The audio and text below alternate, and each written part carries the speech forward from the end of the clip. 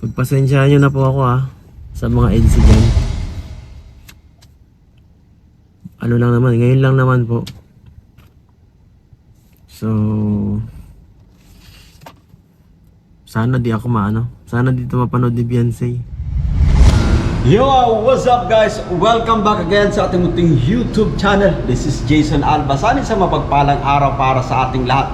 Halos hindi pa nga makag-get over guys ang karamihan sa matinding kiligan dahil pinamalas ng tambalang EDC dito sa part 71, no? At halos talagang nagmarka, no, sa ating guys yung pag-amin, no, ni Bibi Viancy na napapamahal na siya dito kay Kalingap Edu, syempre.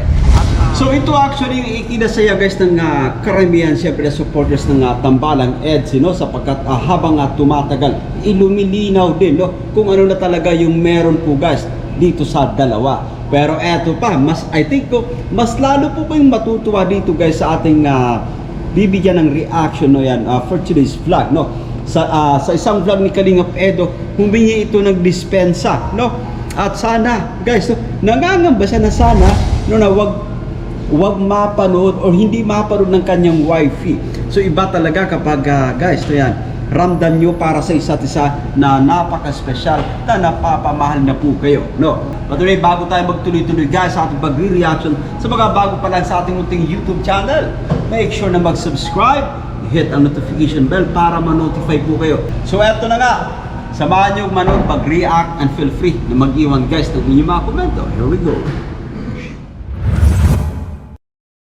Guys, so eto na nga, no, makalipas syempre itong part 71 ng tambalang EDC na kung saan ay nilunod tayo sa matinding kasiyahan guys sa naging confession, no, sa pag-amin guys ng ating Bibi Viancy patungkol sa kanyang nararamdaman, no, kung bakit nga ba siya naguguluhan, napapaisip syempre sa mga nagiging issue. Ito pala ay dahil nga sa napapamahal na siya, no, sa kanyang hobby guys. So, at matatandaan din natin guys na si Edo ay kumbaga, no, ramdam natin yung kanyang kasiyahan syempre right after na marinig niya itong kumbaga sinabi ni Bibi Viancy na napapamahal na ito sa kanya.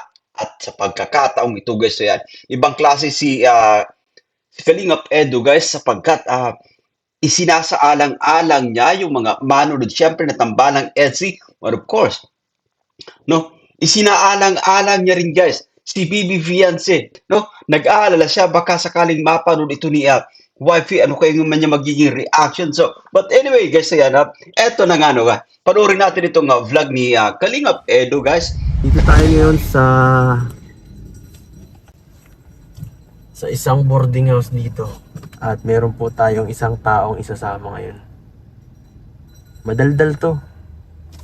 Madaldal. Magaling kapag-usap sa kapwa. Kaso babae siya guys. Baka kayo magalit eh. Pagpasensyahan nyo na po ako sa mga EDC dyan. Ano lang naman, ngayon lang naman po. So,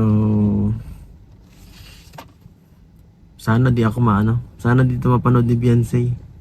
At yan, ano lang naman professional lang tayo dito guys. Okay, let's pause for a while guys. Ito yung nakakatuwa syempre guys, kasi nga matapos kumbaga itong part 70, part 71 guys, no, na kung saan ay talagang inilahad ni Bibi Viancy yung kanyang totoong nararamdaman kay Kalingap Edo guys. So yan, gaya ng sinasabi natin, dumarating talaga yung time na parang sasabog yung ating damdamin kapag hindi natin nasasabi yung nilalaman nito, no. So maganda yung kumbaga pinakawalan ni Bibi Viancy guys. So yan, yung kanyang nararamdaman patungkol dito kay Kalingap Edo guys. So, pero eto pa, no, ito yung positive dito guys. Kalingap Edo, no, pinapahalagaan niya guys, pinapahalagaan niya si wifey niya, no. Ayaw niya kasing kumbaga sabihin natin na napapaisip guys. Ayan, kunwari kasi ganito, no, mga babae yung kasama ni Kalingap Edo, pero ano naman to guys, so malalapit sa kanya, no, mga beneficiary to actually ni Kalingap Edo guys. So yan, nakakatuwa lang kasi syempre nandun yun, no, nandun yung kumbaga inuunahan niya na guys, no, inuunahan niya na yung mga manonood guys, inuunahan niya na yung kanyang wifey na it's all about sa trabaho syempre, no. Pero ganito kasi guys, no, ganito ka karespeto syempre sa mga taong sumusuporta sa'yo, especially sa taong nagmamahal sa'yo, no? Si Bibi Fiance, kasi ayaw mong kumbaga napapaisip. Guys, so yan, ibang klase itong ginagawa ni Ed sa pagkakataong ito, guys. Kasi gaya ng sinasabi natin, guys, so yan, pinapahalagan niya na po si wifey niya, pinapahalagan niya ng todo, no? Ayaw niyang kumbaga napapaisip yung kanyang wifey. Ganun talaga kapag nag-care ka, ganun talaga kapag napapamahal ka sa isang tao. Syempre, guys, no? Iniisip mo kagad yung kumbaga ayaw nating napapaisip ng kung ano. Siyempre, yung ating mahal, guys, kaya inuunahan na kagad natin, guys. So, it's all about, no? It's all about, kumbaga, job, no yan. It's his job actually, guys. So, yan. Trabaho lamang ito ni Kalingap Edu, guys. No yan. Kumbaga, pagbab-flag, no? At gaya na nga nabanggit, guys, magandang magandang sinyalis ito na talagang both of them, guys. So, Bibi Fiance at Kalingap Edo, they value each other, guys. Pinapahalagan nila yung kumbaga feelings nila sa isa't isa. Hindi po ba? Which is very important din yan, guys. Yan. Kailangan natin sa bawat mga kilos natin, guys, i-consider natin na, oy, teka, no, baka maano po, oy, teka, baka masaktan yung aking mahal. No, yan. Kailangan na unahan ko kagad na ganito yung mangyayari, syempre. Ganun talaga. Yun yung ginagawa, guys, kapag mahal nyo na yung isa't isa. Hindi po ba, no? Kumbaga, respeto, guys. So, yan. Respeto. But of course, sa mga manunod din, kasi alam natin yung no?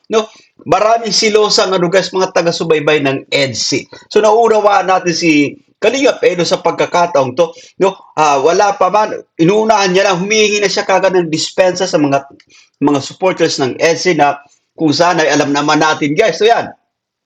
Alam naman po natin na pagkadami-daming guys, pagkadami-daming silosa, guys, ng mga supporters. Siyempre, kaya naunawa natin si Eds to. Ngayon palagay yung inuunahan niya na. Trabaho lang po ito, no, yan. Pero nakakatuwa kasi napaka-charming ng kanyang mga kasama dito, guys, to. Si Jenny Lynn at si Tinay, guys, yan. Magandang dalaga, siyempre, no? Kanyang mga beneficiaries din, no?